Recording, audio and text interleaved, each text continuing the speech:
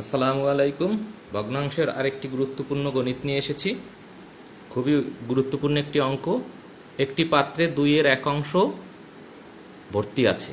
যদি 8 গ্যালন সরানো হয় তবে 10-এর 1 অংশ ভর্তি থাকে। পাত্রটির ধারণ ক্ষমতা কত?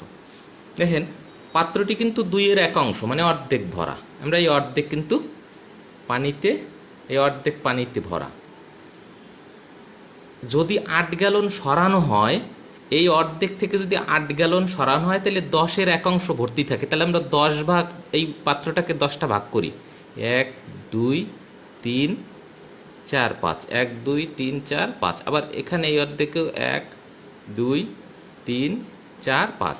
তাহলে যদি এই অর্ধেক থেকে 1 2 3 4 5 এখানে অর্ধেক ছিল, এখন এই 10-এর 1 অংশ পূর্ণ থাকে। 10-এর 1 অংশ এতটুক, এইটুক কিন্তু 10-এর 1 অংশ। 8 গ্যালন সরানো হলে 10-এর 1 অংশ পূর্ণ থাকে। তাহলে 10-এর অর্ধেক থেকে 8 গ্যালন সরানোতেই 10-এর 1 অংশ আসছে, পানি এ পর্যন্ত ছিল, তো কয় ভাগ কমলো? 1 2 3।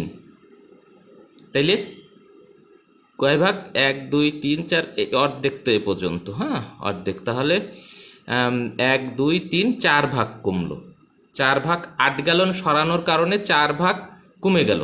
তাহলে পানি 8 গ্যালন সরানো হয়েছে, তাহলে প্রত্যেক ভাগে কত? এখান থেকে এ পর্যন্ত, এ পর্যন্ত পানি ছিল, এখান থেকে